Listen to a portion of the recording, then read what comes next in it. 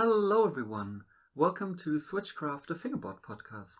My name is Jana and I'm sitting here with my good friend and the owner of the ASI Berlin shop, Timo Kranz, also known as TKY. Could you introduce yourself? Hello everyone. Thanks Jana for having me, and I'm looking forward to this interview. This is probably the first podcast I'm doing. Yeah, it could be.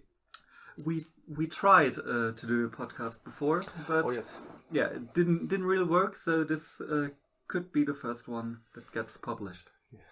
Yeah. So let's start with a few things about you. I think most people listening know roughly who you are, but I think it's always a good start to start with the introduction.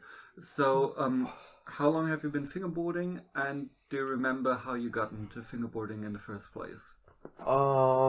It's a pretty not curious story. How you say it's complicated. I could not say it's this. I started this day because I started fingerboarding with two hands, and I've done this forever, you know. And like 10 years later, I learned about the technique about fingerboarding. But maybe some facts about myself first. My name's Timo Kranz. You said this already. The nickname is TKY. It came from Martin Winkler. He gave it to me. I think it was in 2003 when we had the first German championships, and we had some crazy good days and awesome trips, and the name came afterwards. And I'm originally from the middle of Germany, and I moved here in 2002.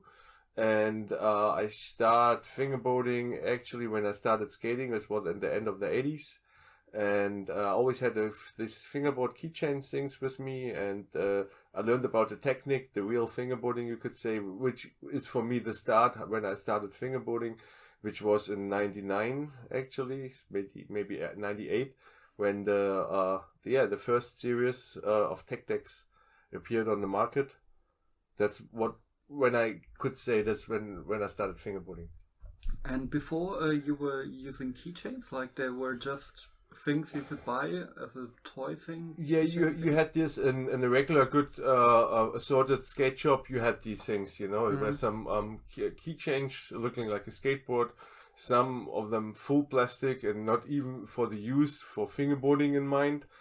But some of them were actually a little bit better with turning steel wheels and turning pins through the plastic stuff. And I had a bunch of these, but they broke pretty fast because the trucks were full plastic and not turning at all. And I destroyed these even without doing the technique. You know, I did everything with both hands, just with both hands. And I've done this in school and getting on the nerves of the teachers. And I think there are still some fingerboards in my former school. And it was something like this. And I even built ramps before I knew about the technique, how to fingerboard. Because it was so fun, because I loved skateboarding so much, and I'm still doing. And fingerboarding was for me always kind of a part of it, you know, just some miniature stuff of what I'm doing on the street. And, yes. Same for me. When I started when I was like 11 years old, like also 99 with skating. And I had a bag accident in 2003 and 2001, and I couldn't really walk for 3 years. Damn.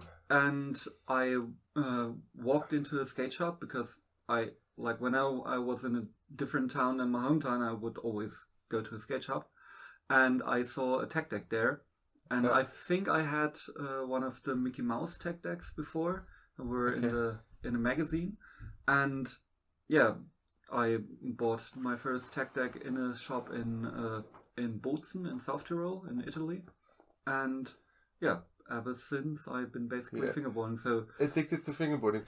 Yeah, for me it was kind of an impact when I actually learned about the technique. You know, I think I was in somebody in the phone explained me, and I was in hospital. And I had this in mind, and I was lying there and was trying to jump over my legs, so like lying in bed, and somehow it was like, oh man, you get the board in the air. And this was so much of an impact in my brain that I actually knew about that this could work out pretty more than I actually thought, and I was already doing for 10 years. And this was nice, Yeah. Then it made so much more sense to shred the ramps that I already got, Yeah.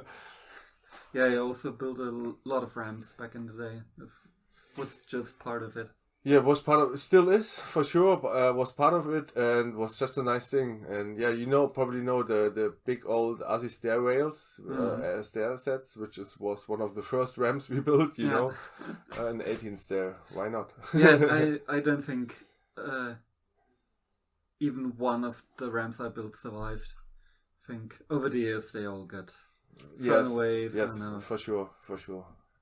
But I try to save it. Maybe somewhere, because I built someone a stair set, like a stair set with a hubba and a lung gap. Built that for a friend.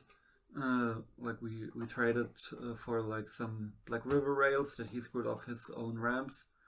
Like from the curb cut 2, he screwed off one of the rails and traded it to me with something else. Okay. Fingerboard, I don't know. I had a fingerboard park actually before I knew about Black River ramps. My whole room was a fingerboard park. Yeah, there was no centimeter without a ramp. And then I heard about this company. Yeah, I think I first heard about Black River and then built my own stuff. And I even built the G3 basically at home. So I had a replica. Yeah, basically a replica, but like made out of shitty wood and more narrow than the original one. Like it wasn't as wide, and I think it was longer but not as wide. And yeah, but I had all the things there. I had the curb cut 1, later the curb cut 2, the fun box, the big mama with the like weird wall ride thing, and yeah. To be honest, even when I knew about the ramps, I never felt the need to. I need this to have more fun out of it, because we had such an amazing park already, and somehow it was like I don't need much more, you know. Yeah. Yeah. Well, I think I wasn't really creative back then, so I just started trying to build what Black River did for myself. I even built like. Very later on, I built a big mini, which took probably half a year. Okay. And right when I finished, I left fingerboarding, so I never really rode it. Okay, it's still there? No, it got thrown away when our house got rebuilt. Okay. Yeah. That's how it is. Yeah. But yeah, so when did fingerboarding like really become a part of your life? Like more like a profession thing. I think when I changed my profession. I'm original. What's the name for it? A nurse, male nurse, working in hospitals, and I did this for nearly 10 years. And fingerboarding, skateboarding was the hobby part. And then I moved to Berlin, and then a little later, after I moved here, like a few months later, I had the chance to meet all the people at Titus Berlin, and I got introduced there, and some of the workers left, and he told me that probably I can have his job. And I think I was even working there a little bit already, and then still working in the hospital, which was too much. And then I quit the job in the hospital and worked full time at Titus, and got the opportunity there to do something with fingerboarding. And then I saw even more the opportunity, the biggest thing behind it, and we started ASI Berlin, which was in 2003, where it all became real. Yeah. Just for everyone who doesn't know, Titus is the biggest skate shop in Germany. Yes, you can say it's the biggest skate brand in Germany. It's had lots of retail store. You can compare it a little bit with Zoomies. Yes. Yeah, like, but I think it's skater owned, like where Zoomies isn't. Yes, and the shops are independent. That is something different. You have the franchise system a little bit, and but the Titus shop was the biggest skate shop in Germany with the biggest skateboard wall. I think we counted the boards and compared it to some other board shops that big as us. And I think we had the most boards going on. Yeah. And besides just working there and having this my dream job, like being as close to skateboarding as possible, and getting all the goodies, ordering huge orders at companies, and then you get treated well with goodies you can't even buy. Yeah. Or going to ferries. I even did this years later, and I was like, I'm working for Titus Berlin, and they were like, you like a hot dog, you like some Vans, or whatever, and it was nice. It was a nice benefit. But also the fingerboarding thing in between all the time came more and bigger and bigger and bigger thing, because we did the contest. Fingerboarding got bigger in 2008, 2009, 2010. And it was like a full-time job, but not paid. So I think a lot of people don't really know that ASI is an abbreviation in German. Like abbreviation is Abkürzung. Oh, it's like letters that stand for something else. Yes, and so could you try to explain why the name ASI stuck, or what it means? We had one of the things. In the early days, we had like a team meeting with the early riders, which was Lennart Behmke, Dimitri, Anton Stuckert, and Arne Hof, yes, if I remember right. And we had like a brainstorming about names, and everything was on the table. And somehow Lennart, I think, said that they have a skate crew and they call themselves ASIs or ASI, and I think Arne said something, that sounds like autonom or anarchy, or let's anarchy skateboarders in Berlin, or whatever, and then we were playing around with the words ASI, and somebody said, but whatever, it's alles schön in Berlin, which means everything is nice in Berlin, and because everybody had his own meaning of it, and we had this alles schön in Berlin, like the overall meaning. We just stayed with this, and we stayed with ASI Berlin, and the meaning is alles schön in Berlin. And that's also why, like pretty much all German speakers say ASI, where a lot of English speakers tend to say ASI. So if you want to learn how to pronounce it, it's just ASI. But I think I prefer the ASI, because if you say the German ASI, that is similar to the ASI with double S, because I think ASI is even spelled the same, isn't it? ASI? Yeah, I think it is. But I would say ASI. Yeah, but ASI in German means like someone who isn't very well off in society, and someone who is a bit of an asshole, dick, usually it's referred to like homeless people, drunk people, like whenever you prefer, whenever you behave in a not well way, people usually call you an ASI. Yeah, but then the pronunciation is more on the S. Yeah. Yes. But I think the spelling is pretty much the same. Yeah, but we don't say much about this anyway. It's like you say ASI for sure. And when sometimes when it stands alone, it's the ASI or whatever. But it's okay. People, if the people start thinking and have their own thing in their mind, and the brain start working, it's nice. Yeah, and so that is also why you made the shirt like a year ago, maybe not that long ago, the Alles schön in Berlin shirt. Yes, like the shirt is called The Meaning of ASI. Ah, okay. Yes, I originally was thinking about that my kids could do the drawings, but it was too hard because I wanted to have it too specific like this, and Katita did it once again, and it's a nice shirt. I really love it. She does amazing graphics and has been for a while. I'm literally writing a board with a graphic of her at the moment. Yes. 5 Lakh ASI. Yes, you can say she did the most graphics for us, and I really like to work with her. Probably for any fingerboard company. She did a lot for Berlinwood as well, right? I think there was just one graphic, but they never released. Or there was something with Mike Schneider. I don't know. But there's the story behind. I don't know if that was ever released. Okay. I don't know. I thought she did more. Yeah, but she definitely did your pro model with the big ass. Actually, it's her.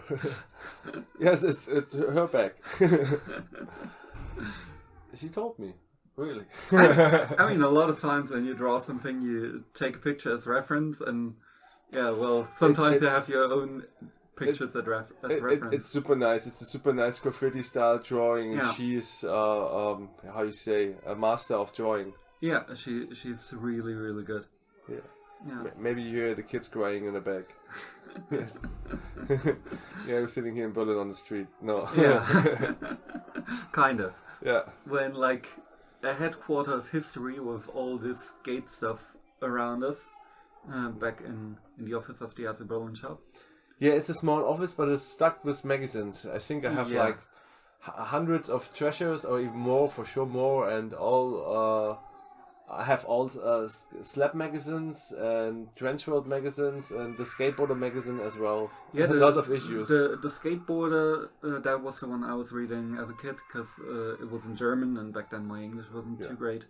So that was my magazine. I was a collector before, and then I started working at the skate shop, which for sure had great benefits. I mentioned this already, so I was becoming even more a collector. Yeah. Yes. So from one abbreviation to the other one, you mentioned previously that your nickname is TKY. Yeah.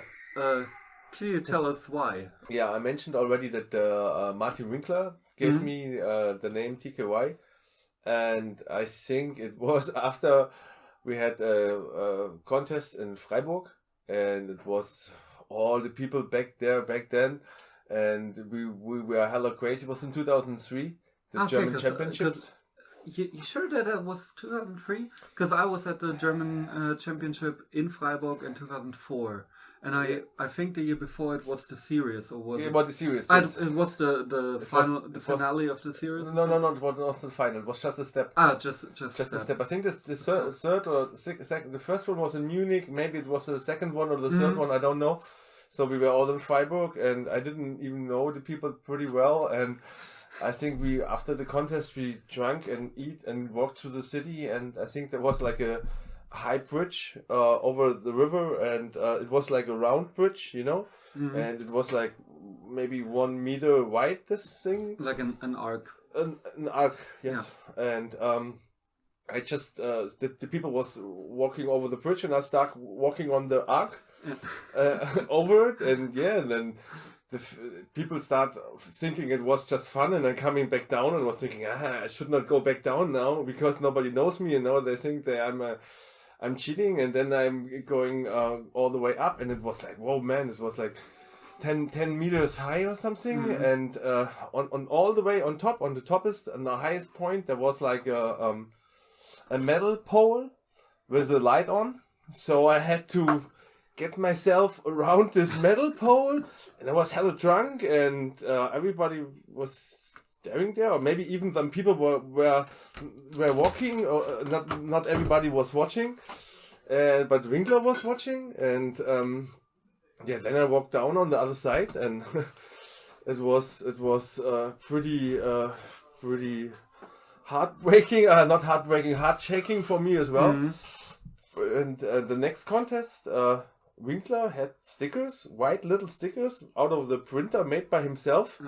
With TKY on it, and I was like, and he gave me the name, hey, you are TKY from now on, something like this, and the short form from TKY stands for Camp Kill Yourself, so Timo Kill Yourself. Yeah. After this action in Freiburg, so this was where I got my nickname from. Nothing happened, so it was all good. Didn't know that Winkler was the one who came up with that. Yeah, I think I still have one of these stickers. Cool. He had these stickers like self-made, all printed out of a black and white printer, and he gave them away to people, and he gave me a bunch. Yeah, I did my graphics like that back then for my tech deck decks, for like skateboards that didn't exist with tech deck yet, or like my I did the graphic which was like my main skateboard, the one I had the longest, an Artusari Pro model from Flip. Okay. And like short after Sorry came out, and that one I printed off, and basically I was a huge Flip fan, and had like dozens of graphics of Flint that I printed out on my home printer and on stickers and stuck them on. One on of the my, tech deck. my favorite tech decks, actually, one of the first series we got was a Geoff Rowley, one of the black graphics. Mm-hmm. And I even had this when it was all glued. Everything was glued. The wheels was glued. The trucks were glued, and I still kept it because it was like my favorite board. Yeah. And you mentioned earlier that you were doing contests, and that was, I think, the first time that I really heard of the Berlin scene. I mean, Berlin Wood was around when I really started getting into the scene, so I knew Berlin Wood. But I think either the first or the second ASI Berlin contest, I thought about going, but I was like, maybe not even 16. And I don't know why I didn't go. I think I didn't want to go alone because with like cheap trains it takes like 10 hours to get from where I live to Berlin. Yeah, and the people were not connected back in the day. Yeah, it's like I knew like Philly from Bad Mergentheim. I knew like there were people around me. There were Sydney from Karlsruhe, if you remember him. And, I know Philly for sure. Yeah, and like there were people in the south of Germany or in the southwest, but there wasn't anyone near Stuttgart, which like funnily enough has quite a big scene right now. Yeah, with like Fabi Schreiter. Schreiter Peter, wasn't around. He was still living in Nuremberg or in the north of Bavaria, where he's originally from. But now like Peter Ringe and Lena and there are a bunch of people in Stuttgart right now. Yeah, this was I think it just automatically started with being at Tito's and having this job as a team manager as well, and we got lots of events to do.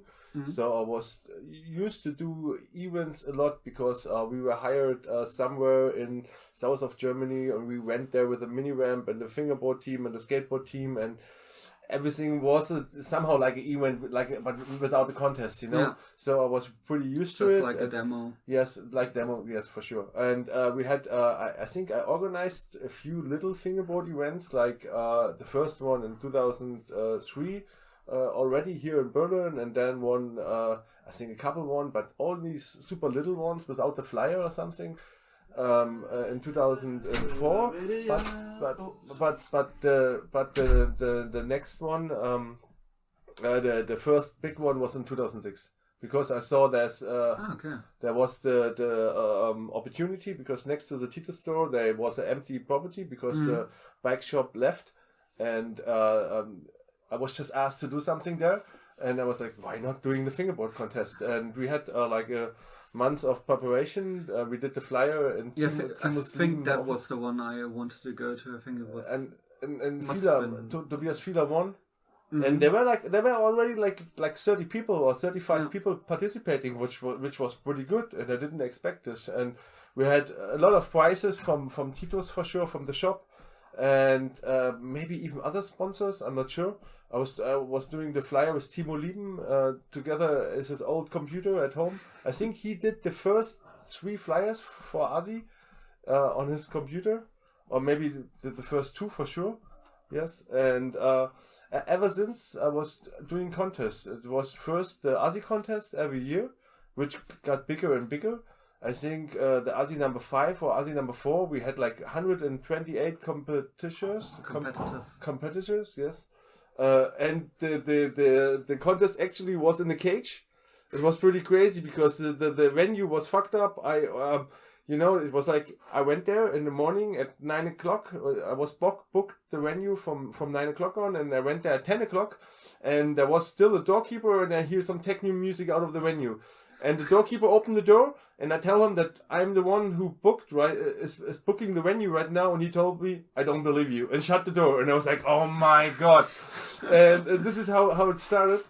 Crazy. And it actually went out that it was the biggest fingerboard contest we had, with 128 competitors. And we had Bauzaun around the contest area. and like a cage. It looked like really like a cage, yeah. and the people were going crazy on the cage and rappelling the metal, and the fingerboard area was so small, and the audience was outside of the cage, and it was some hella good atmosphere, really. So a bout sound is basically like fence you put up at a construction site. So yes. Big metal bars and like small metal bars in the middle, and yeah. And they make hella noise if you shake them together. Yes, I climbed over plenty in my time. Yes, and then we had the ASI contest going on every September, and then in 2010 we organized the Battle at the Herrick's, which was the second big event in Berlin, and which became even a bigger event. And sadly wasn't around for that one. Like I only heard this because I think I came back right after the last battle, or the last Battle at the Herrick's. So. 2017. Yeah, and I came back in 2017. We did the last one in 2017, I think. I don't think so, because I came back in 2016. And I think it was like right before. Okay. I think we had 7 Battle at the Herrick's. Starting the first one in 2010. Yeah. And then maybe even missing one. Nah, I think I don't miss the year. Yeah. I was kept going. And could be that I just missed it because I didn't really know what it was and wasn't like... Yeah. I came here all the time. Like I started working like in a parallel street to here. So I came every day after work. Huh. But yeah, but even with the Battle at the Herrick's, became like even a bigger event because it's brought more the scene together and more people came to Berlin. And after I think the first one, it was known in the hardcore fingerboard scene all over Europe and even in the States that you should be here in Berlin for the next Battle at the Herrick's. And I think the second one was really crazy because there was people from all over the world. We had people from Indonesia, Fingerplant. They were here with 7 people.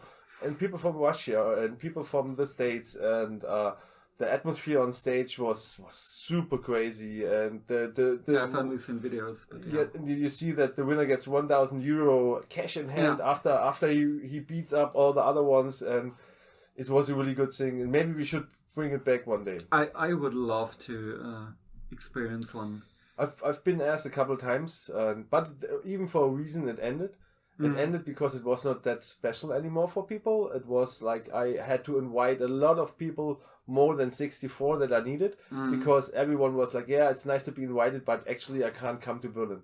So I had to do a list of 150 or 200 people and count them all down until I had even not 64 people for the writers list. And this was so much a pain in the ass, to be honest, for the last Battle at the Herrick's, that I told even 4 people in the evening that you can write because I'm missing people. People are missing. Yeah, I think the logistic behind that, because people need, like I said, travel all over the world. So I think the logistic is like a... Yes, and the reason also why, sorry, because I interrupt you, because we are not having the skateboard scene. There's not the companies who are so proud of their riders to being invited to such an important event that they say, whatever it costs, I pay the flights, I pay the hotel. There may be like a few companies who could do that, but not in general, and even not now, I would say. But back then it was even harder.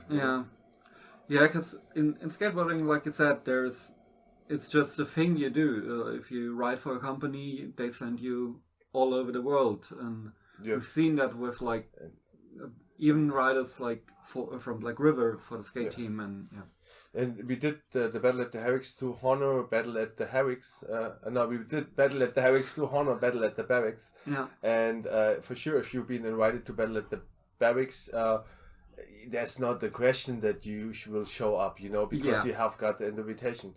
But I mean, it did, like in the women's Battle at the Barracks, it was a big deal that a bunch of girls couldn't come because, like, even Candy and some others who qualified for the quarterfinal, they couldn't go because there was like another contest on the same weekend, and like a bunch of girls said, no, I rather or I have to ride in that contest to qualify for Olympics.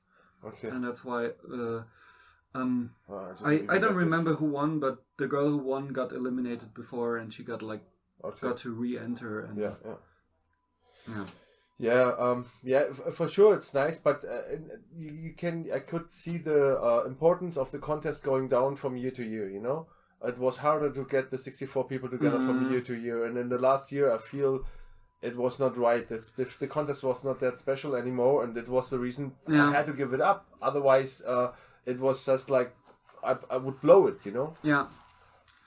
Yeah, and the whole contest thing, like I organized one contest with you, the ASI number 10. But the last one. Yeah, the last ASI, and like I don't want to brag, but I did a lot of work. Like you and me were basically the only ones doing it, and it was such a hassle. Like getting all the sponsors, getting like all the sponsor packs, doing all the flyers, all the everything you need to do. That's not the contest in itself. Like organizing judges, organizing people to transport things from A to B, and and this was the first contest. I got a big help with a lot of people. Like you guys helped me a lot, but I did like 17 big contests before where I did everything by myself. And Battle at the Herrick's was like more than half a year of preparation, and the other one was nearly half a year too. So I was like continuously over the year working on contests. Like when we did ASI number 10, I think we worked half a year on the whole organization thing. So, and there wasn't like 1 week where I felt like I don't have to do anything this week. It was like, okay, we need to get this thing to print. We need to make this payment for the venue or organize something. If you want to do things right, for sure, there's so much things you have to think about and to plan so much more in advance, you know. Yeah, and also over the last few years, I think there's been a real decline, at least in Germany, in contests, and it like people just have to do it. Like someone has to do it, and I'm like I wanted to do something this year or even last year. But you can say that people doing something like Pascal. Pascal, and Herford, Max also, you know. Yeah, there are people doing it, and I just think like if you say, oh, I want to go to a fingerboard event so bad, like do something about it. Like I think the best way is to just try to organize it. But we also have to say that we wanted to do an ASI contest in 2020, but it was cancelled because of the pandemic. Yeah, and like so it was everything fixed. We had a date already. Yeah, and this one like didn't really get going because like we were just about to start like the real preparation with like getting all the sponsors and everything, where it was on the horizon that it. I had a bunch of sponsors already. I think I knew that you asked a few people. Yeah, I had 30 sponsors already, but the venue, the Cassiopeia, where we usually do our contest, told me that it's not possible to the end of the year to book the venue. And and also I think because with all this pandemic thing going on and the people are unsecure and things. Because you should like do a big event. Maybe, you know? Yeah, like I don't want to book a flight for in like let's say 6 months because I don't know if the world will be able to be inhabited once again in half a year. So if and I want to have it big, you know. Yeah, and I want to have it big, and this is not possible at the moment. And if you come from like any non-European country, it's always expensive, and even in European countries, it's easier to just book it like 4 months in advance because if you know the event is happening, then you know, okay, whether you're going or not. But you can say actually I love organizing events, and I have still some events in my pocket. Like there something that hasn't been done is it has Martin Winkler did it. I think we talked about that, and the King of the Road. Yeah, I want to do like an international King of the Road here in Berlin, and I have the book ready. Jen and I talked with a few of the locals from here, like not doing like a King of the Road thing, but doing like a team challenge with like 5 people just all across outdoor spots in Berlin, and do like a video thing where you film a video in one day. cut it on the evening, and premiere it the next day. So much opportunities, if you like. You can keep it local, but you can also organize it big. But like an international king of the road, needs to have international amazing. teams, and that needs to have a lot of preparation. Because you need people to drive cars, and I would be down just to drive a car. Like, I would be fine not here in not Berlin, riding. I would organize the challenges so that you don't need a car. Maybe driving like from town to town, or like. No, all in Berlin. Just in Berlin. I thought Just you meant like road tripping style. No. It's like enough, Hamburg, Berlin. No. I think it's enough road trip. If you can do a King of the Road, like the Weißwurst is Jam was all organized in Munich, and you can do the same thing in Berlin in 2 days, and you give the foreigners a lot of adventures. Believe me. And we were basically trying to create something like that with like an outdoor thing, like. Very friendly and with multiple locations where you have to go, and something like that would be dope. And we also talked about doing like an event just like somewhere in the woods. Like I have a location in the woods where a friend of mine owns like a part of land. Okay, like Kassel Ost? Basically like that. And it's like an hour away from Berlin. And that would be like a cool thing to just like get a few tents. And summer event. Yes. That is something I really want to do. Like just a couple people, because I think the original idea was from Julian, and then later on I had the location and thought maybe 2020, because they got the location. The location is super nice. They got the location in like late 2019, and so nothing could happen in 2020, as we all know. Even if you just organize it for the Berlin scene or for the close friends, it's enough people already. Yeah, exactly. It would be like probably in the beginning just like a German thing. Like if you're from like close, you can obviously come, but it would be like more of a I'm going to tell all my friends and let's just go camping somewhere with a couple of fingerboard parks. You need to see how big the venue is. Kassel Ost was one of the best events ever. It's a big venue, because it's they bought the venue for LARPing, so for live action roleplay, which I do, the mask thing. Okay. So you need a big property. Yes. So it's like a mix between a museum and a farm, and it's like a huge forest and everything. Yeah. So. And they even have like wash houses and stuff like that. So that would be the perfect location. Sounds super nice. Yeah, but just get some parks there. Let's rent a car. Just go. Yeah, that's something that's really on my mind, and I think that's something more people should think about. Like, just start something, because you're totally right. I get so many messages. Oh messages. Yes, thanks, Jana. Every day, but why start a contest here or open a shop there? And it's like people. It's so easy to complain. Yeah. It's so easy to complain that other people don't help you out of your situation. Besides thinking about that, you are the only one that could help you out of your situation. And also like there was one year or a couple weeks where I was here at the shop, and like over, let's say, a month, there were 3 people telling me that they were the only fingerboarder in Finland. So that's the only fingerboarder in Finland, 3 weeks in a row, and it was a different one every time. Yes. And I've heard this a lot as well. Yeah. Like from people, even from the Netherlands. Yeah. Like, there's no one in my country or no one in my city. And... But if you're not connected, if you don't know that there is a scene, if you don't even know or watch YouTube or don't even care about YouTube, but that's okay, you don't need to, and then you probably think this. But also like we've seen it with our good friend Pascal, where he basically started a scene from the ground up and has people at the bar that he works at or youth club. You need to offer something. You need to offer something, and it needs to be public. It could not be in your private home, though the people don't get it. And I think it's that simple, and I think I've said this already in some interviews, that if the people in the parks would not build the table tennis blade, there will nobody be there playing table tennis. And it's the same with fingerboarding. It works the same. You need a public spot for people to meet and to build up a social scene or something like a scene, and it needs to be a public place. Yeah, but that's it.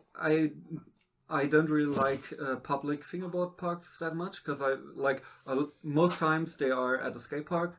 So yes, the fingerboard park is usually used as a table to put your bag, your beer bottle, and things like that. So you feel like you're disrupting people every time you go fingerboarding there, because you have to say, hey, can you sit on the table? This is like nowadays.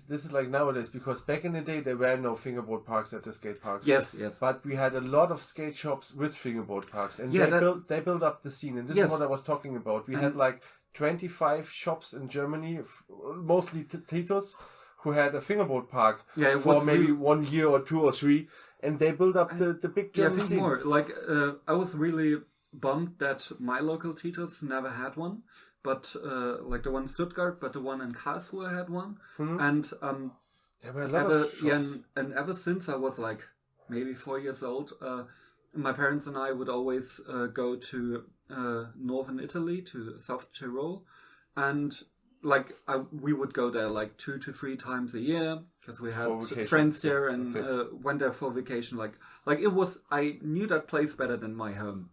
And I spent like multiple weeks a year there. Okay. And in there was like a big sports store with like climbing stuff and like big things like that. And they had a big Black River Park back there. It was I think it was even in Fast Fingers, in Pissing Fingers. It was the one with the Nokia stickers, with the big blue Nokia branding all over. And, yeah, and that one I like. Every time I went there, I always try to bring my fingerboard if I didn't forget. For sure, it was a big chance back then to shred the park. Yeah, you know, because it was like a couple times a year, and usually it was at some event or the other, and like that you have like a whole park for your own. That never happened. Yeah. So but speaking of shops, so. Like we mentioned earlier, we're sitting in the ASI Berlin shop right now. Can you tell us a bit how that started, or why we're sitting at ASI right now? I think like I worked in the Tito's skate shop for 5 years, and I stepped out in 2008, and I even had this idea in mind and brainstorming with the chefs at Tito's that maybe fingerboarding has such a big potential to open a shop.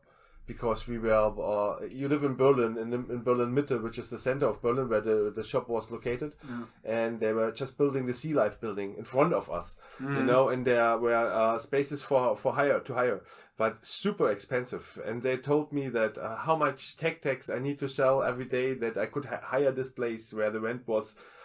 You can't even believe how high it was, you know. But we had this in mind. We were thinking about this already, and I had a plan for this in mind, like a concept, like building a Berlin landscape on the side and doing ramps on the walls into the buildings or whatever. And but yeah, it didn't happen. And then I went on a longer vacation to Mexico and to Central America. And after this, I worked for several skate shops here in Berlin and skateboard companies, but always had this fingerboard shop thing in mind, you know. And then when I came back and I worked even for Tech Deck, they had me doing shows and demos and stuff. I did with Dimitri Schlottauer, which was a good time, but it was never enough money to live from a good life, you know. Yeah. It was always just to what you need, you know. Yeah. So it was a lot of hustling. Also to survive for the months. And I think it was in 2010 where I was on a point where I what should I do now? Like going back to the hospital, going back to the skate shop, to Tito's, or then I was thinking, why not trying it with a fingerboard shop? Because I was feeling that fingerboarding is huge enough now that the fingerboard concept store could survive. And then I was on the research for property here in Berlin and looked for a lot of venues, and I realized that the best empty places that I could hire. I could not hire by myself because I had no insurance. Couldn't rent. Yeah. I could not rent because I didn't have the money to be honest. And then I told the Blackwood guys about my idea, and they were down. They were super supportive, and with their help, we because this was the question. I was able to get this property we are actually sitting in. This was a former butcher store. And you can still see it in some rooms. Yes, you can. Unfortunately, you can even smell it sometimes in the cellar. Yeah, when it's really really hot.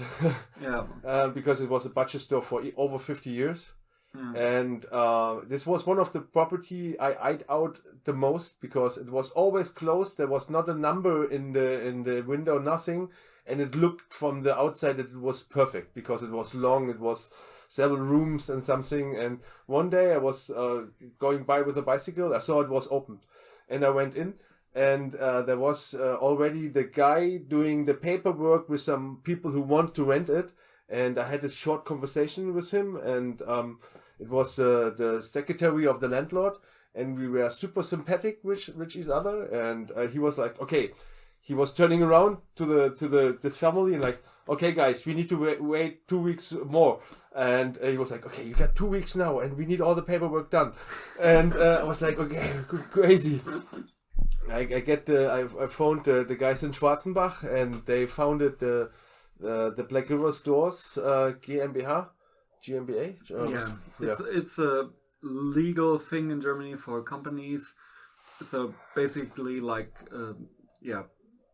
it's a German company. Company founding thing. They founded the company that was standing behind the shop. And the next thing you know, I was talking to the secretary of the landlord like 2 days later. And I told him that I'm working for this new founded company. And he was like, oh, what? Okay, you're fine. We do all the paperwork later. You got the shop. And cool. This is how it started. And we opened in November, on the 4th of December in 2010. Yeah, really sad that we couldn't do a 10-year celebration this year. Oh yes, it was super sad. Yes. Yeah, we'll just pretend like 2020 never happened and do a 10-year celebration next year. Yes, and also the contest that didn't happen and the celebration. Yeah. So if we are allowed to, and for sure if it's good to do it, we will do something really, really big in 2021. I can promise you already. Yeah, I'm really looking forward to doing something again because, like, I was so looking forward to like things like Pateo because we went there together in 2019. Yes, I've said it multiple times. It was my favorite fingerboard event ever, and I would be down to. My yearly timeout, like 4 days in Porto was always good. I'm missing these guys in times so much. Yes, and for a big shout out to the Pateo crew. Orc Wheels, love you. A couple of days ago, I actually randomly talked with one who I met at Pateo. Like we was in a Discord chat with Ben Dulac. Who you also know. Yeah. We were like just talking for a couple hours via voice chat, and then some other guy came and was like, I know you from Porto, and yes, okay, it was an awesome event. The people are nice. The scene is super good, and the Portuguese scene is one of the oldest, beside the German. Yeah, they're one of the strongest. They had this forum with Bruno Ambrosio did back then. They had Low Pro. Yeah, Losh talked about the forum a lot in the interview I did with him. And I heard mumblings that Low Pro might be doing something again. Yes, I heard something like this as well. Let's not say too much about it. But yeah. Let's keep it low. Yeah, but the Portugal scene definitely always been like a huge part, and when I went there with Pascal, who we mentioned a couple times, so shout out to him, and he was like, when he went there the first time, like when he entered, he was like, well, this is it, I have more parks at my home. I mean, he does have an absurd amount of ramps at his home, but like that doesn't really matter. Like after an hour or like just a couple minutes, like the whole vibe and all the people, like That's the people that chilling, going to Celia, going to the supermarket, going to the patio, Yeah, going to Celia, going to the supermarket. Eating those weird sandwiches. Francesinas. Yeah. Only one a day. Oh, but my liver, I don't know if I could ever eat one again. I don't think I will ever eat one again. I didn't really enjoy it. You don't enjoy it? No. How you can't enjoy it? Like meat with other meat, meat with and more meat and meat and meat and sausage cheese. and cheese and sauce and toast and yeah, it's like too much meat. Okay, okay, guys, we're gonna have no more Francesina for Jana. Yeah. So a couple of years ago, to get back on topic, like a couple of years ago, you decided to go on with the ASI Berlin shop after the Black River store closed down. And how long have you been going strong as the ASI Berlin shop? It's like 3 years now. Like the reopening of the shop was 3 years ago in 2017 in November. It was really cool. Like that was also a really cool event because we weren't quite sure if it were like I wasn't too connected at that time. Like I knew basically only Bene, and I don't think we even met up during the time Black River shop was closed and ASI was opened. Yeah. So I basically lost all my fingerboard connections for like half a year, and I wrote to some via Instagram, but we all were like, not sure what's happening or if something. We were even not sure what happened. Yeah, exactly. The shop was closed. The shop was closed for 2 months, and we did a renovation going on. But even it was closed for like 2 weeks, and I didn't knew that they're gonna reopen. Yeah. And to be honest, like the year 2017 was one of the hardest for me in my life. Like. With decision going up and down, with my mind going crazy, what I should do, because I can imagine it was a hard thing. But since we decided to keep it going, to stay open the shop, to invest again, to try to be independent, it works out step by step. Yeah, I can say, and we have a web shop now for 1 year, or maybe a little longer, since last year November. Okay, I thought it was longer. But we had one before, but another system got hacked. Yeah, I know. I was there for that one. Yes, I built. Yes, thanks for everybody who helped me. By the way, with all the projects. This was Alan. Alan helped me with my first web shop, and his company did a lot for this. Unfortunately, it got hacked and went down, and now I have a new one. So I built up 2 web shops in 2 years. Yeah. And without the web shop, we would not survive the pandemic. And with I think it was done with a good friend of the shop, Mauro. Yes, the second one. The second one was like a homie project again. Like Mauro helped me with the second one a lot. Shout out to Mauro. Shout out. Shout out to all the people helping the ASI. Yeah, and there are like once in a while there are things started by the people here, like the spot in the back, the simple spot, or all the things you did when you redid the shop, like the pop park and the big quarters in the entry. And the reopening was nice because we had something to offer the people didn't knew. We had some surprises. The pop park, we had the big quarters. The big quarters just look amazing. Like it doesn't matter if they're like best for fingerboarding, like they just look amazing. Yes, it's like an eye catcher. This one they were built for. Like when people walk by, look through the windows. If I was like big. Yes, if I would be a skater and would see this, I was like, "What the hell is this? Like, let's go inside, maybe." Yeah. So this is one of the major reasons we built this for. Yeah. And also, it's a nice fingerboard spot, and also a good handboard spot. Yeah, that's why I bought a handboard.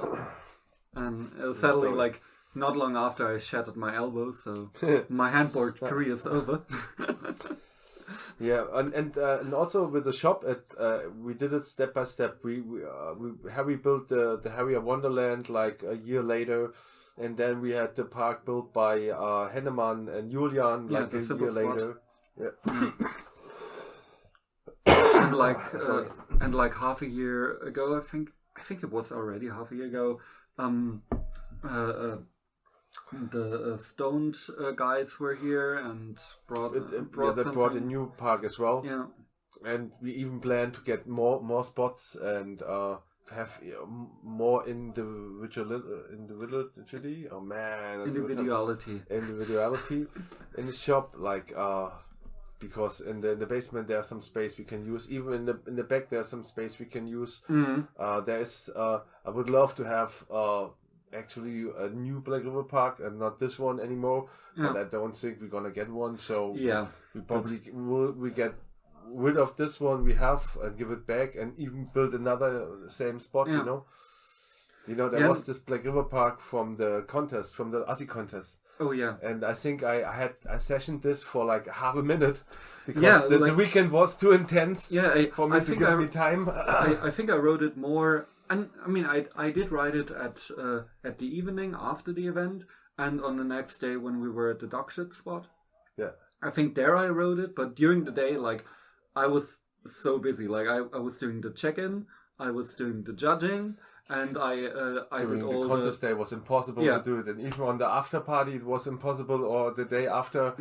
For you even more. Like, after the contest was done, for me it was like, okay, now I can open a beer after I drove all the stuff back, and it was like really stressful. The whole, like, there wasn't one moment where I could like actually fingerboard. Like this is how the contests are. I think I played 1 or 2 games of skate with people, with like one guy from Japan and I think with someone else at the stair set, but that's pretty much it. And I don't fingerboard at events. I like the events I organize, I have to say. But yeah, it's even though it's a lot of work, it's always fun. Like, it's fun stress. Like, it was a little bit the pity, and the park was kind of promised to be at the shop later we change another park. There was like issues. So. It doesn't happen. Yeah. So the shop is big, and we even get new parks. People coming here and give, like, we have the 3 bowl thing somebody gave us just lately, and we have even parks in the basement that the people don't know that we need to build tables for, and so there's a lot of potential still at the shop that is untouched. And I like at this point when we're recording, actually friends of ASI, the guys from Untitled, they finished a big fingerboard park project that they did for over a year. Oh yes, I saw this colorful. Yeah. Thing. Oh yes. Yeah, and awesome. And ever since I saw that, I was like, I think ASI needs to answer. Like people like. Maybe something like that is so amazing. Maybe we can realize what I just mentioned for the first shop idea I ever had in mind, like doing something in the back pretty long, which has the wall right on one side, but then you can have like a Berlin kind of skyline going on, and then building spots like 3D coming out, going in, and this is something what we will do in the back, maybe. Eventually. Let's see. Yeah, building parks is always fun, and designing parks, and it's just a cool thing. And I think all the parks here are so different. And sometimes I think, there's only one Black River Park, but I actually like it more than when there were more Black River Parks, because there's so much different stuff. Like the Stone Park is different from the Black River Park, it's different from the Pop Park, from the Harrier Wonderland, the old concrete spot in the basement. Like, they're all vastly different, and there's so many spots, and even there are so many spots, especially in this basement, where I haven't had a session when I want to film things. I had I think 2 or 3 parts filmed in the basement, but everything was in a rush. We need some footage. Let's go in the basement, and like 5 minutes later, we had the part or the tricks, and this is not something I wanted to do. And there's so much untouched terrain for me in the basement, especially at the site that I built. So I freestyled. I have to say I like the other side more, but the Harrier side, yes. No, the part. The one Elias Asmus built, yes. This is all so clean. And Yes. it looks like a skate park. The other thing looks like... something you built. Yeah, something molded with hands. Yeah. But actually it's also nice. It's all fun. Like so much good spots everywhere. Yeah, I had plenty of sessions on, I think, everything in this building. Yes, it's just a little bit the thing. If you work in a fingerboard shop, you probably fingerboard less. Yeah, I have that with other hobbies that I do, like with Magic the Gathering. Like the friend I told you earlier who has the location, he previously was an owner of the card market, the card shop, like right next to the dog shit spot. Oh yes, I know this shop. Yeah, and he sold his share and bought the venue, and so and he, like from conversations with him and other shop owners, it was always the thing like once you make your hobby your job, you basically lose your hobby. Yeah, for sure you lose it. And I only fingerboard when the camera was on.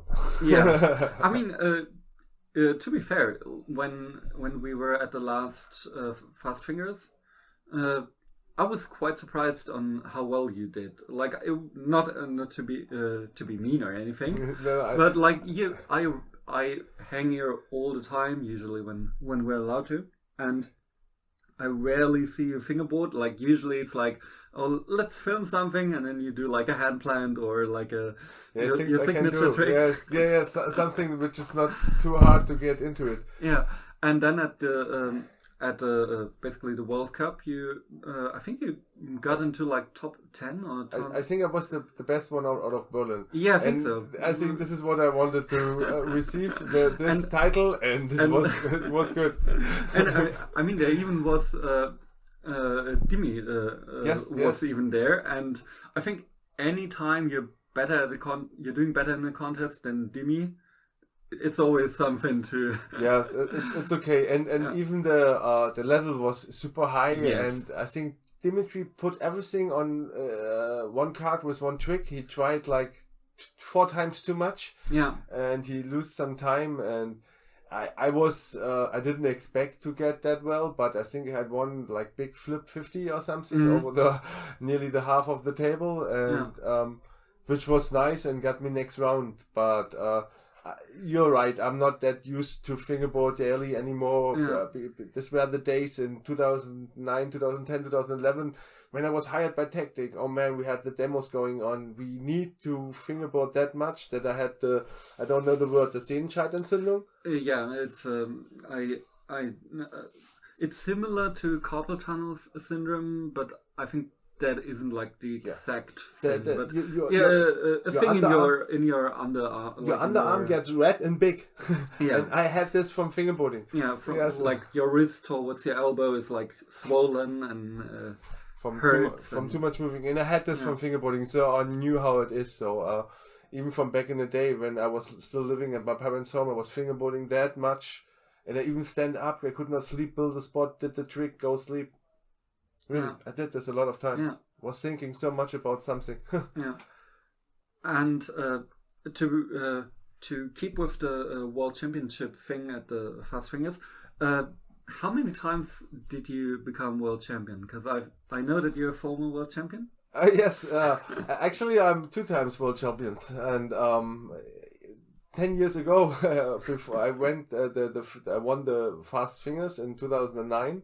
And there was a world champion of fingerboarding in '99, which was part of the Münster Monster Mastership, which was a well-known skateboard contest here in Germany. Yeah, like I remember reading like articles just about how the park was built, like with the builder who did it and all the, because that always interested me the most, like how it was built and all the framing and I remember reading that specific interview. Yes, and it was always a big part of my thing that going there in July on summer. I think I went there the first time I was 13, just for skateboarding. And when I won it, I was 18, I think. And I went there every year. And I think I read in the Monster, what was a German skateboard magazine, that there will probably be a fingerboard event. And I told my friend, we need to bring the fingerboard. And I brought the fingerboard, and actually there was a Levi's booth in front of the entrance of the shop area and everything, arena.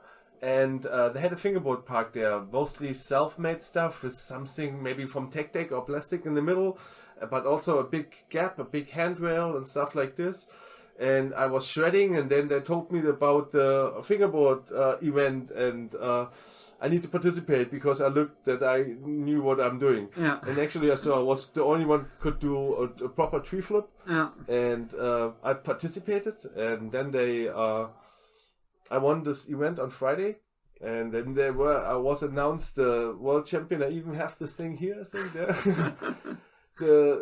But actually I was just a Friday world champion because I recognized there was an event as well on Saturday, so there was a Saturday world champion as well for fingerboarding, and I should participate on Sunday in the final. I was like, man, guys, I'm here because of the skateboard contest, and the skateboard final is on Sunday as well, and we need to go home afterwards because the normal life starts again. And I think I didn't participated in the Sunday event, and I don't know, there must be a Sunday world champion as well. And I think I even heard about or read about something in local newspaper that somebody was announced the world champion. That's why we were so excited when you did so well in the last Fast Fingers, because it was 2019. Oh yeah, so the triple. It would have been the 10-year triple, like yes. 99, 2009... 2019. I missed it. Yeah, sadly. But you did great. And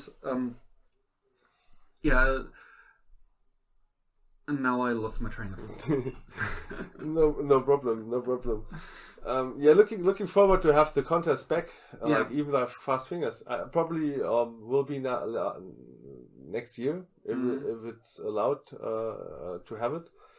But let's see how we can organize this with having a big event in Berlin as well. Yeah, would be awesome.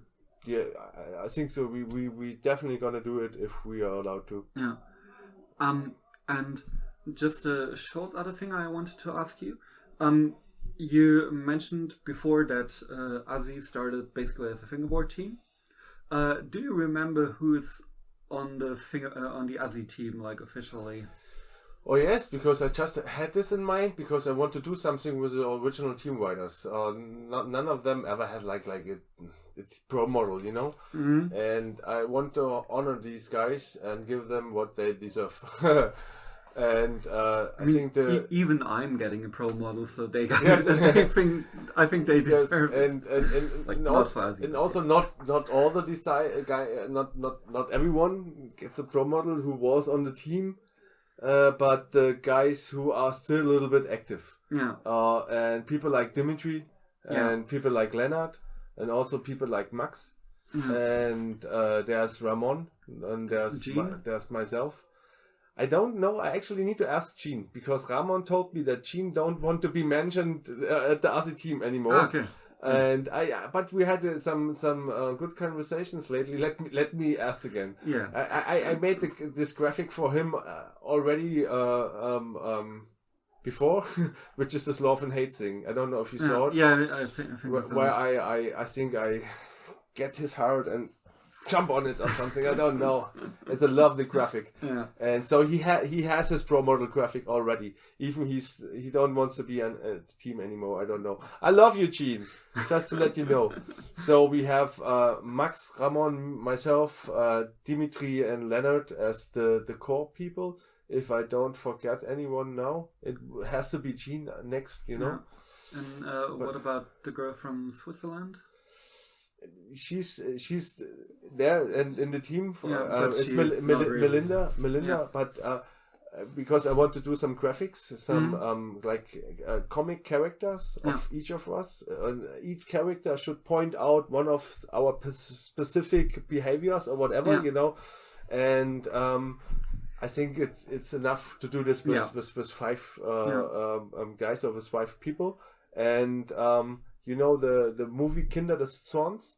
No, I don't. It's this evil-looking little kids who are coming out of the cornfield with white hair and with staring, gluing eyes, and each of us will get a character of this style. I don't know if I'm spoiling too much, but Yeah.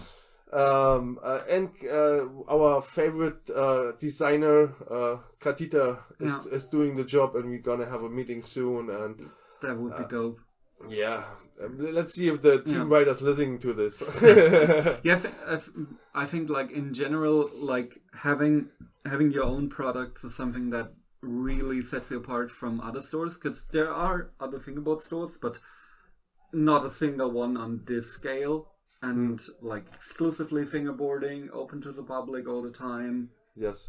And yeah, I always say that there's not much shops in the world you can compare with this place, to be honest. You know, there is the places in Portugal, but they are private. yeah, And what I even in the States there lately have been a few the good vibes. So yes. I did an interview a couple weeks ago. This FB in like Colorado, like they have a huge park thing. Like they have a lot of space for parks. Awesome. They I think they are like a screen printing company and do like mainly like shirts for companies and stuff. And they had some place in the back and had the shop there anyway, and so they started having a fingerboard shop as well. And I think a similar thing happened with Slush Cult in California. So there are places popping up, and I would love to see more of them. Yes. And maybe one can get as iconic as ASI. Yeah. But you have to mention the place from in Colombia, from Lampa. Ah, yeah. Lampa in Bogota. Lumpa. Yeah, what? Lampa.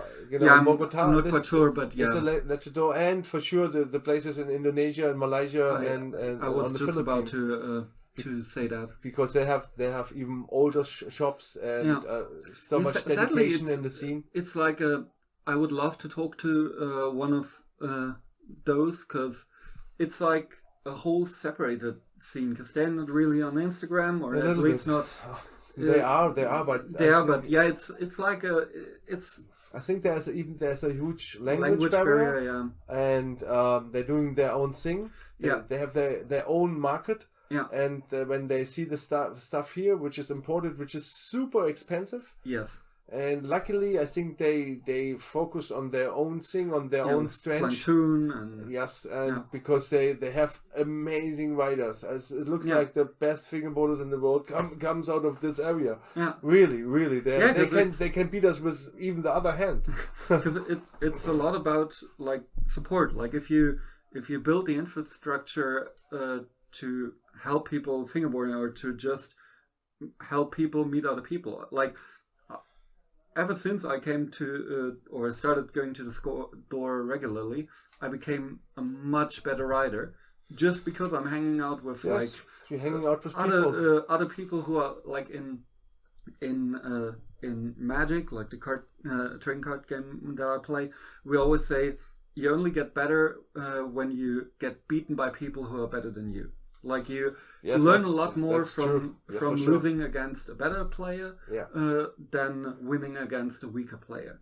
But having people here who are all better than me helped me become much better. But at the end, you need to play. Without playing, on both sides, your card games or fingerboard, you don't get better, and it's much more fun to not play alone. Yeah. So this is so nice here at the shop. I rarely fingerboard at home. Like I have a park, and I'm actually in the process of rebuilding it. But like nowadays, I only film at my park. Like I rarely go there just to have a session, because I've written everything, and it's like when people come over, back when that was allowed, like that was something I always liked. Because it's much more fun playing on your own park with other people and having them find spots you never ride, or things like that, or do tricks you never do in that spot. But yeah, it's much more fun with other people. I don't have a single obstacle at home. Yeah, nothing. I can imagine now that I know you. But I have a book you can use as a curb. That's true. If I want to. The old DVD and book curb and manual pad, like we all used that back in the day. Yes, and if it comes to fingerboarding at home, it's mostly for the kids, and then the flat is enough, you know. Yeah. So there are a couple of rapid fire questions that I want to go through with you. So I will ask you like a succession of questions back to back, and you answer them like from the top of your head, like as just like saying one word. Yeah, you can spend a bit of time on some, but like let's try to move through them as quickly as we can.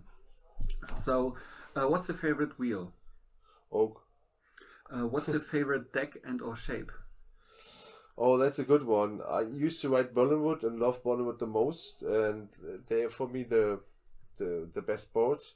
But lately I rode a lot of boards. Now I ride a Salem Worldwide, which is the old school shape. But one of the boards which stood out the most is the Gaio old school shape. I saw you riding that basically to death. Yes, and I think this was the only board I put on 3 times where I put it off already, you know? Yeah, yes, I saw you, like there were a bunch of times where I came to the shop and was like, you set that one up again? Like yes, because I was not satisfied with everything else I was ridden in between, so I set it up again, and I think I never did it before because I had always the opportunity to just change the whole board and get a full new setup. Yeah, like the first time I actually met you after, like the first day I went into the shop after a 9-year break, you were actually setting up a board because I think you told me that you lost it like the day before. There was like a fair with Black River, like Martin was also here, and they were, and you lost it there. Yeah, I lost a lot of boards in my life already. The best boards I got one board from Flint, thanks Los, and I lost it. I think it was one of the early old school boards he ever made, and I lost it. Don't you still have one at the red one? He remade it, but it was, to be honest, not the same shape. Okay. Sorry, Los. So, what's your favorite trick on flat? Tree flip. And what's your favorite trick on an obstacle? Like a transition or like doing something? Anything on any obstacle. What's your favorite one? It's hard to. I love Smith grind, like doing like deep. A one-footed backsmith is like my favorite grind, and probably boneless on the vertical part. Yeah. Do you have a favorite song at the moment? Oh, some kid songs popping up at the moment. Yeah, I think as a dad, something from Paul Platsch maybe. I think that's something that happens. Or it's David Bowie. My son loves David Bowie, and that's interesting. Maybe Genie or Ziggy Stardust. I have to say Ziggy Stardust. I think I know the question to the next, the answer to the next question. Outdoor or indoor fingerboarding? It has to be outdoor, but I'm getting more comfortable as well, so I'm doing more indoor stuff. Yeah. The thing is with the outdoor, the perfect spots.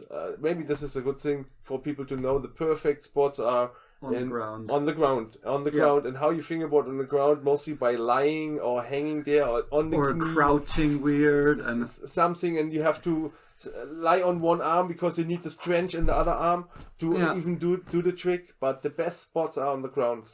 Yeah, in the summer, a couple of friends of us started trying to get everyone to film an outdoor part, and I also filmed one. Yes, I heard about this. There was one spot where it was like a flat to bank, and the bank came down at my ankles, and the flat was like not hip high, but between hip and knee high. Too comfortable. So I was like hunching over, and then I had to reach all the way to the ground to land the trick. And I did that for like maybe not even 15 minutes, and my back hurt, and my everything hurt. But it's the best feeling if you land actually the trick, because you can't cheat, you can't adjust the spot. You have to get the best out of the spot, and this is something you maybe learn when you do outdoor fingerboarding, that maybe just an ollie or a kick turn is everything you can get out of the spot, because it's so fucking uncomfortable to ride it that a good stylish kick turn is maybe the best thing you can do.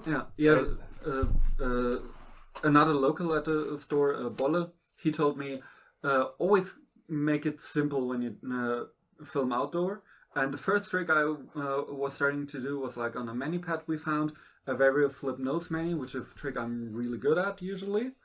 And he was like, too complicated. And I didn't land it because the ground was rough as fuck and just getting stuck in the nose mani. And even tricks you're good at. Like, it's not like stuff you're used to, because the ground and everything, the obstacle is not like things you used to, because it's something new. And this is the interesting thing in outdoor fingerboarding. You can find a new spot like every single second, every 10 meters on the ground. Yeah.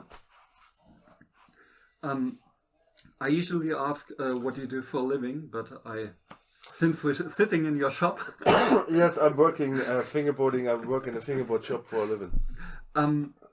What is your favorite obstacle?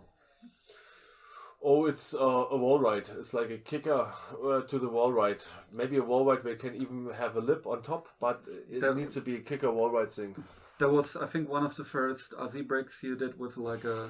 There's the last one. The last one is in the shelf above us. Yeah. And but the mold is so bad and was one of the worst to molding ever obstacles. But we just tried it, and I think we just produced like maybe a double dozen or something, maybe 25. Yeah, like not that many. Yeah, because the mold got so worn out so fast that I have to stand down more and more each time. That normally you can't even afford this ramp, because it's like half an hour sanding or something. Yeah. Do you like concrete, wood, or granite the most for riding, or even marble? No, it's concrete, I would say, because you get concrete as a material. You can even do things out of it, like doing lip things or pull coopings, and it's the best material. Switch, regular, fakie, or nollie? Oi, really? Regular, I would say. Or fakie. Do you have hobbies outside of fingerboarding? Oh yes, I love going out with my bike, and I have 2 little kids. But I would not call this a hobby. But I mean, it's basically a full-time job. Yes, you do a lot of things, like I love going to the zoo with them. Mm-hmm. Yes, I see stories of that all the time. I think this is an interesting question for you. What's your favorite fingerboard video? Like, it could be a full length, could be just like a video someone filmed for YouTube, or... Needs to be somebody else. No. I think it's Esche. Esche always comes in mind. Esche das Monster is... That's one I haven't heard on this podcast before. Like, people mention usually similar stuff. Like, a lot of people mention the Elias... Elias Elias there, and also, a lot of people also mention the Elias, the thing with the shoes and like the... at Hermes. Yeah, I think that one. Yeah. Yes. Okay. And I think someone even mentioned one of your videos, the one at the store, at the supermarket. Oh yes, this one. That's also a classic for me because I was around at that time. Yes, it's super old. It was filmed in 2003 already. Yeah. Oh, that long ago? Yes, it was that long ago, and it was uploaded by a guy from Guatemala, and it reached like 3 million clicks on YouTube back then, and then he deleted it. And I always told him, like, wrote in some emails, like, back then, hey, give me some credits, me some credits. And but now it's the first video on my channel called Fingerboard Commercial. Yeah. And it's super nice. A friend of mine got this connection. And that one is always going to be a classic for me. But yeah, for me it's Esche das Monster. Yeah. Just to make, but it's a super old video. I think it was filmed in 2006. With have to look that up. Esche is like one of the OGs, like of the German scene. Yeah. And he did everything back then in this video. I can tell you, it's super crazy. It's unbelievable, and even with style, with a small board, on landing on fingertips, on point. I think that was still the 26 millimeter days. Probably, and but he had a big mini already, so it was probably. Yeah, but still, like I was only around for the 26 millimeter. I didn't get to the jump to 29. Okay. So, and since I was rebuilding a big Mini, I'm quite sure that checks out. But I think it's still there somehow on the Afrobi channel. I think Fabi uploaded it, and it's called Esche das Monster.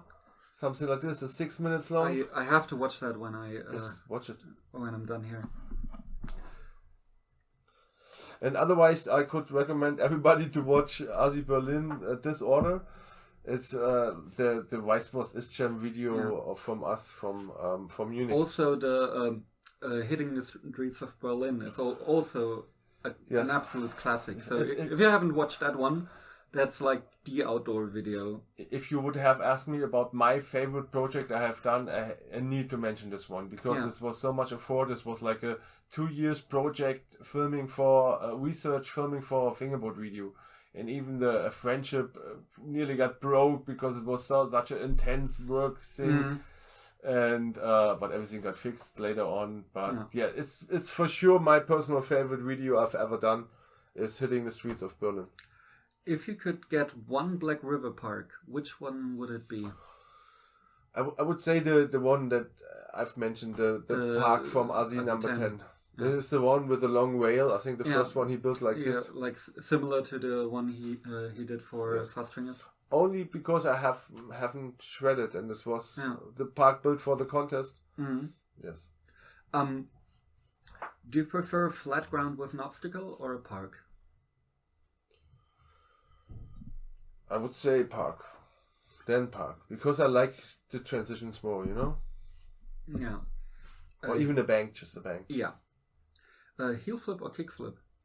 Heel flip is easier. I don't think so. Who's your favorite fingerboarder? Needs to be one. Let's say a couple. Who are your favorite fingerboarders? Oh, there are a couple. From the Berlin guys, it's Leonard and Dimitri.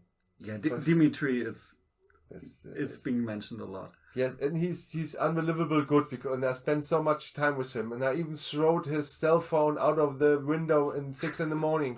because it was disturbing me.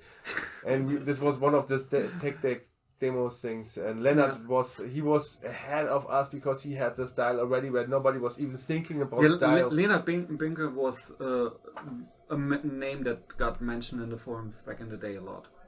Yes, he was a styler, and he and Nick Herzog were like the first few who had like a distinct style from anyone else. But also, I think when I was blown away totally, and I am still from Lucas Balaguarda, the guy from Brazil. He has such a super nice flow. He's technical ahead of everybody, for sure, and which is really, really good. But also, like, I think nobody can fingerboard as good as Ramon. But I work with him. I see this every day, and I even know that it's not hard for him because I remember playing games skate against him, and like we played on the Black River stair set, like the small one, and he just casually did like a switch backside flip 5-0, and I was trying it, and he was like, "Come on, you can do that." And I was like, I never even got close to that. And like for him, it's like so like 5 times in a row. And I know when I see the videos, then maybe people think he needs to film like maybe half a day. He needs 2 minutes, man. Yeah, like and this is super good. Yeah. Even he's probably not my favorite. Half a day. He's probably not my favorite, but also Daniel Aldolsen, Yeah, Daniel is Ukraine Bulldog. Aldoshin, yes. But also Nick Uravov. Sorry, Nick Uravov. He's from Russia. He's the catch master, and I'm in contact with him a lot. And he just discovered that we are probably brothers from different mothers, and just his catch is better. I also like the Italians who lately been coming into the scene, like the guy who writes for Beast Pants, who was in the final at the Mr. Bollytrux. Yeah, Mr. Bollytrux, exactly. How's his nickname? I forgot his name, but he's also crazy good. Yes, they're super good. Yeah. The thing is, it's hard for me to catch up with everything happening on Instagram. But I always feel like you pretty much know everything on Instagram, regardless. Thanks. Like every time, let's stay it like this. Every time I someone know everything visits on the shop, Instagram. you're like, oh, this guy from Instagram was here, and I met them and was like, oh, it's that guy. Probably because he wrote a message already and I answered it. Probably. What's your favorite food? Ooh, that's a good one. I think I have to say it's a classic German bread with marmalade and cheese, because I can eat this every time ever and never get boring out of it, and I'm doing this already over 20 years. Yeah. Loose, tight, or medium trucks? Loose, but they get tighter you get older. What was your last personal NBD? So the last trick you landed where you were really stoked on, or was something? An NBD like never been done. Yeah, for you, a trick you never done before. It's like there or are a trick like, you. There are hundreds of tricks I would never do because they're too much technical, like but nollie flips or nollie heels. I mean, a trick you did that you haven't done before that you were proud of. It was just lately because I was thinking about a new combination of something flipping and turning and grabbing, and it worked out. I think I did it for Pascal. It was something like a frontside, big spin, tail grab, nose tap. Yeah, or whatever. I think I saw it, yeah. It was like a weird hand motion. Yeah, yes, like this weird thing. And I think you just have to think about it and try a couple times. And then if you land it and it's not super ugly and you have fingers on bolts, you can count it. Yeah. And it happens to me from time to time. What's your most hated trick in a game of skate? Oh, there are plenty. There are plenty. I'm not good, or I don't like to do nollie or switch stuff in general. You know, but I can do them. Let's say a regular fakey trick that you don't like. Oh, 360 pub shove. It's the hell. I can't do this. It's the best trick ever. Now, Dimitri tried to help me with this, and you need to put the finger like long. Yeah, I think I also tried to help you with that one. Maybe land one in my life, and this was not willing. It's one of my favorite tricks ever. No. Yeah, I think it's a love it or hate it type of thing. Oh, kickflip backside hair slide. I can't do this. Yeah. Plastic or urethane wheels? Urethane.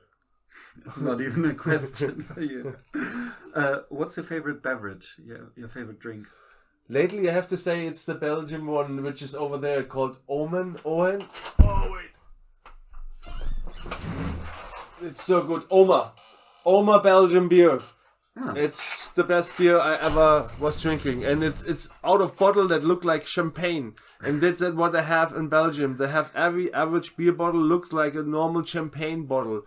Yeah, and they have like so many beers. Like when I went to Belgium, I think me and my friends each bought like 8 bottles each, and none of us bought like the same beer. Like we had like probably 30 different beers just from a regular shop. And the Oma is the best. Who are your sponsors? My sponsors are Oak Wheels, Dislocation, and FBS, and Berlin Road, and I would say ASI as well. Yeah. 32 or 34 millimeters? Oh, 34. Meanwhile, even maybe bigger. Yeah, yeah. I noticed that you like the bigger setups. Yeah, the guy was 36 actually, yeah. And I loved it. Do you have a dream sponsor? Oh, yes, there are plenty of dream sponsors, like people who can help you moving or living in hotels or getting you free food or something. That would be cool. It doesn't need to be anybody out of the fingerboard scene giving Red Bull products. would be cool. But what do you have to do? And drink the stuff? I don't know. Like, I'm not. I don't like Red Bull either, but I think. Yeah, but then we should not go sponsored by these guys. I'm not totally into energy drinks, and yeah. I mean that's true. I also just want to get sponsored by things I actually like. It's why I'm on the 5 Luck team. I'm not there because I'm good. I'm just there because I would say I would say you are there because you are good. Yeah, but I'm mostly there because I just kept buying them for 3 years, and at some point he was like, That's not right. But it's like the energy drink sponsor. But I think the energy drink sponsor can get you around in skateboarding probably. Yeah. But how should an energy drink sponsor get you around in fingerboarding?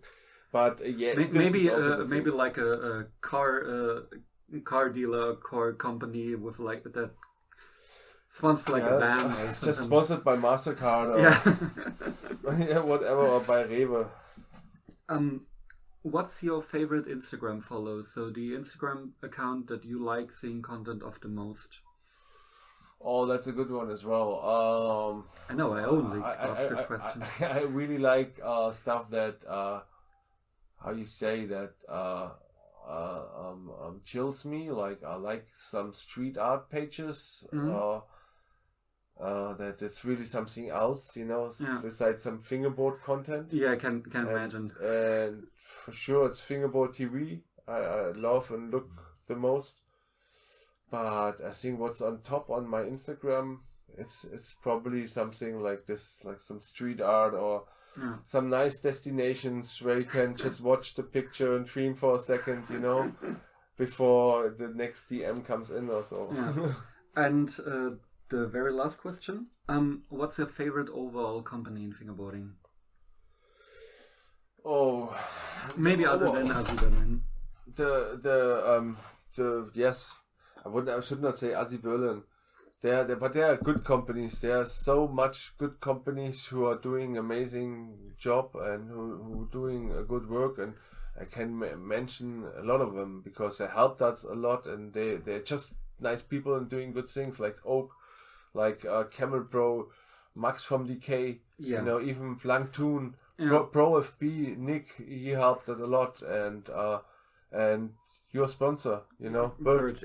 Bert, he just came out of nowhere giving us boards in the end of the Black River Store days, and he didn't even ask for anything. And that's how I knew about them. And people like this, so these people are for me the greatest.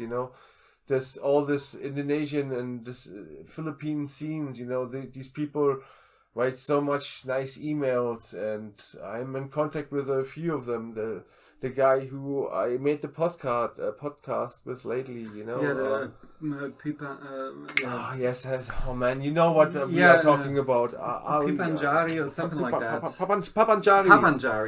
Papanjari, there's so much great guys, and also the guys from America supporting us, There's some things I couldn't say too much about, but something coming with Slush Cult, There's a guy who owns a company in New York who likes to support us with something, he has ability to do something.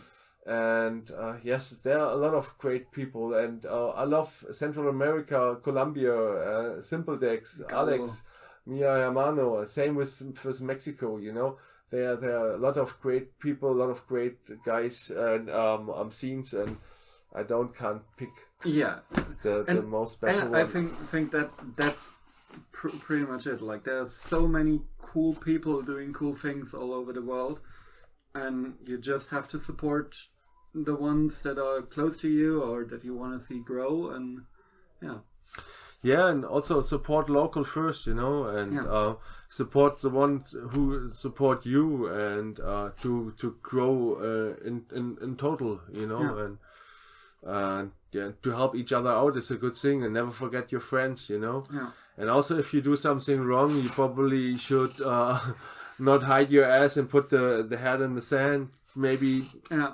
talk about it or whatever, Yeah, so I think that brings us to the end. I think it was pretty much a perfect place to end. So yes, thank you so much for taking this time. And thank you as well. It was a pleasure as well. I hope my was understandable. Yeah, I think so. Okay, you helped me a couple of times, but it was good and nice, and Okay, so thank you everybody for listening, and you will catch me in the next episode. Bye. Bye.